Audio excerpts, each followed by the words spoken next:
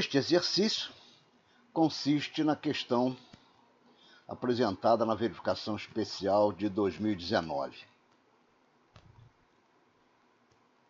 Uma rodovia classe 1, pista simples, em região ondulada, tem uma deflexão à direita, com ângulo de 34 graus, 15 minutos e 53 segundos. Pretende-se projetar uma curva circular com transição com as seguintes características: comprimento da transição, o menor possível e múltiplo de 10 metros. O raio do trecho circular, 221 metros. Largura dos acostamentos, 2,5 metros. Declividade transversal da pista em tangente, 2%. Declividade transversal dos acostamentos em tangente, 5%. Declividade longitudinal do grade, menos 2,3%, descendente. A estaca do ST da curva anterior é a estaca 46 mais 12,5. A cota da estaca do ST da curva anterior é 168,5 metros. A distância do PI à estaca do ST da curva anterior é 779 metros. E o veículo de projeto é o CO. Pede-se calcular todos os elementos geométricos da curva, calcular as estacas dos pontos notáveis da curva e calcular as cotas das bordas da pista e dos acostamentos externos e internos na estaca 89. Pois bem, o cálculo tem que começar pela superlargura. Sabe-se que a superlargura é igual ao comprimento total, a largura na curva, menos a largura em tangente. Tratando-se de rodovia classe 1 em terreno ondulado, a velocidade diretriz é 80 km por hora, o raio mínimo é 210 metros e o raio da curva, dado na questão, é 221. O comprimento na curva é igual a 2 vezes o gabarito estático mais a folga, mais uma vez o gabarito do balanço dianteiro, mais a folga dinâmica.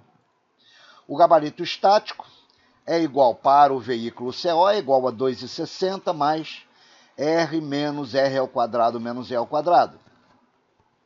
O raio da curva é 2,21 e o comprimento entre os eixos do veículo CO é 6,10, o que resulta num valor do gabarito estático de 2,684 metros.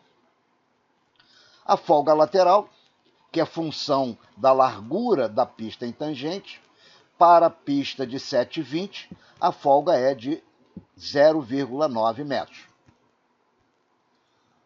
O gabarito do balanço dianteiro é dado pela expressão raiz quadrada de R ao quadrado mais BD, que multiplica 2E mais BD menos R. O raio nós sabemos, 221. O balanço dianteiro do veículo CO é 1,20 m. A distância entre os eixos é 6,10. Assim, temos todos os valores para calcular o gabarito do balanço dianteiro de 0,036377 metros. Assim, podemos substituir na expressão da largura total da pista em curva, que fica igual a 2 vezes o gabarito estático 2,684, mais a folga lateral, mais uma vez o gabarito do balanço dianteiro, mais a folga dinâmica, velocidade 80 e o raio 221, totalizando 7 metros, 74,25 metros. A largura básica é 7,20, duas pistas de 3,60. Assim, a superlargura de cálculo será igual a 7,7425 menos 7,20 metros, ou seja, 0,5425. Como o valor da superlargura é sempre arredondado para múltiplo de 20 centímetros, a conclusão é que deverá ser necessária uma superlargura de 60 centímetros, já que ela atingiu o comprimento mínimo necessário para a superlargura. 60 centímetros de superlargura. Vamos calcular o comprimento da transição. O problema diz que deve ser usado o comprimento mínimo previsto nas normas. Começando pelo critério do comprimento mínimo absoluto. Para velocidade diretriz 80 km por hora, o comprimento mínimo é 40 metros, valor dado por tabela. O segundo critério da taxa máxima de variação da aceleração centrífuga diz que o comprimento deve ser maior ou igual a 0,0214 V ao cubo dividido por R vezes C, onde C é dado por essa expressão, menos 0,009 vezes V mais 1,5. Substituindo aqui o valor de V, 80 km por hora, obtém-se o valor de C de 0,78. Substituindo esse valor na equação do comprimento, fica 0,0214, 80 ao cubo, dividido pelo raio, que é 221, e o C, que é 0,78. Obtendo 63,53 metros. O critério da fluência ótica é igual ao raio sobre 9. O raio do trecho circular é 221 metros, dividido por 9, 24,56. E por último, o critério da taxa máxima de variação da superelevação. Primeiro, nós temos que calcular qual vai ser a superelevação dessa curva. A superelevação é calculada por essa expressão, onde a gente conhece a superelevação máxima, de 10%, rodovia classe 1, o raio mínimo, que é 210, determinado anteriormente, e o raio da curva 221. Substituindo os valores, obtém-se a superelevação de 0,09975, ou seja, 9,975% de superelevação. Assim, no trecho circular, a elevação do bordo externo vai ser igual à largura da pista vezes a superelevação. Lembrando que a pista estará alargada de cada lado de 30 centímetros. Então, a faixa de tráfego de cada lado, já que é curva com transição, a superlargura é dividida metade para cada lado. Então, a faixa de tráfego no trecho circular terá 3,60 mais 30% da superlargura, que multiplicado pela superelevação resultará na elevação do bordo externo de 0,389 metros. Para a velocidade de 80 km por hora, a taxa máxima de variação da superelevação é 1 para 200. Assim, por regra de 3 simples, se para elevar 1 metro tem que andar 200 metros, para elevar 0,389 tem que andar x. Fazendo-se essa conta, obtém-se um x de 77,8 metros. Assim, o comprimento da transição tem que ser maior que 40, maior que 63, maior do que 24,56 e maior do que 77,8. O número múltiplo de 10 que atende a essas condições é 80 metros. Como o problema diz que deve ser adotado o comprimento mínimo que atenda aos 4 requisitos, será adotado um comprimento, então, da transição de 80 metros. O cálculo dos elementos da curva foi feito por planilha eletrônica. Não vamos demonstrar os cálculos. Então, uma planilha eletrônica muito simples, onde em amarelo estão os dados de entrada e os dados de saída estão aqui assinalados. Então, a curva tem um ângulo central de 34 graus, 15 minutos e 33 segundos, o raio é 221 metros e o comprimento da transição 80. Assim, os elementos da curva ficam em radianos, o ângulo central em radianos 0,598, o φ0, que é a parcela do ângulo central correspondente à transição, 0,181, o θ, que é o ângulo central correspondente ao trecho circular, 0,236, x0 e y0, esses valores, e o P e o Q, esses valores. A tangente externa, 108,453, E esses parâmetros C0, I0 e J0 são parâmetros necessários à locação da curva. Não precisaria ser calculado no momento, porque eles não fazem parte de elementos da curva, e sim auxiliares para a locação. O comprimento do trecho circular, dθ, 52,165. O comprimento do trecho circular, 52,044, o que dá um comprimento total da curva de 212,156.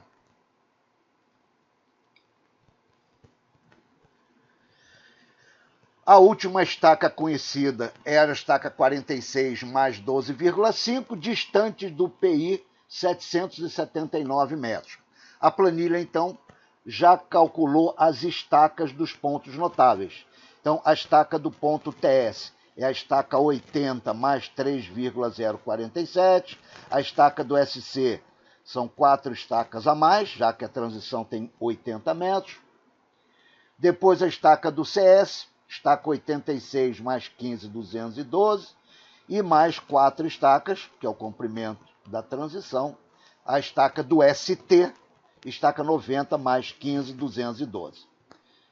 Aqui é simplesmente a aplicação das equações dos elementos geométricos já bastante conhecidos. Vamos calcular agora as cotas dos pontos notáveis da estaca. O problema pede para calcular as cotas na estaca 89. Ora, a estaca 89, ela está na segunda clotoide, uma vez que a estaca do ST é a estaca 90 mais 512, conforme calculado aqui. A estaca do ST é a estaca 90 mais 15,212. Assim, a distância da estaca 89 até o ST da estaca 89 até a estaca 90 é 20 metros. 20 mais o trecho fracionário resulta em 35,212. Assim, a estaca 89 está a 35,212 metros do ST. A superlargura nessa estaca, ora, se a superlargura ela sai de zero no ST e chega no máximo no CS, aqui está o trecho circular e a distribuição é linear do ST até o CS, então a superlargura na estaca 89 vai ser 35,12 dividido por 80 vezes 0,13, vezes 0,30, que dá então 0,132 metros para cada lado. A superelevação, a mesma coisa. No ST é nula, a pista externa está zerada. No CS está com a superelevação máxima e a distribuição é linear. Assim, a superelevação nessa estaca 89 será 35,212 dividido por 80 vezes a superelevação calculada. A superelevação foi calculada aqui em 9,975%. Então, assim, 35,12 dividido por 80 vezes 9,975 dá 4,39. A inclinação do acostamento externo deve ser igual. A mesma coisa, o acostamento externo ele sai de 5% e vai para 2% ao longo da transição. Então, ele aqui, o acostamento externo, está com 5% e aqui deverá estar com 2%. Logo, a variação da inclinação do acostamento é de 3%. Ele sai de 5% e vem para 2%. Assim, na estaca 89, ele terá variado 35,212 dividido por 80 vezes 3, ou seja, 1,320. Ou seja, a inclinação na estaca 89 é 5 menos 1,320, ou seja, 3,68%. Está dito no enunciado que a estaca anterior conhecida é a estaca 46 mais 12,5 e que essa estaca tem cota 168,5. Vamos lá conferir no enunciado. Então, está dito que a estaca do ST na curva anterior é 168,5 e ela tem como número 46 mais 12,5. Assim, na estaca 89, a distância da estaca 89 até a estaca 46 mais 12,5 é igual a 847,5 metros. Ora, basta considerar que da estaca 47 até 89 são 42 estacas, mais o trecho fracionário, resulta na distância 847,5. Sabe-se que a estrada está numa rampa descendente de 2,3%. E, como a cota dessa estaca, do eixo dessa estaca, é 168,5, menos a distância até a estaca 89 vezes 2,3, que é a rampa do grade, decrescente, resulta na cota do eixo de 149,005. Assim, a seção transversal da estrada, lembrando que o deslocamento é da esquerda para a direita, e se a curva então é à direita, a visão da pista é essa. O acostamento externo, então, está com a inclinação de 3,68, calculado aqui, 3,68, a inclinação do acostamento externo. O acostamento interno, como a pista ainda não chegou a 5%, o acostamento interno continua 5%.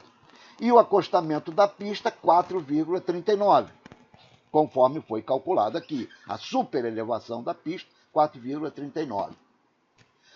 A largura da faixa de tráfego é 3,732,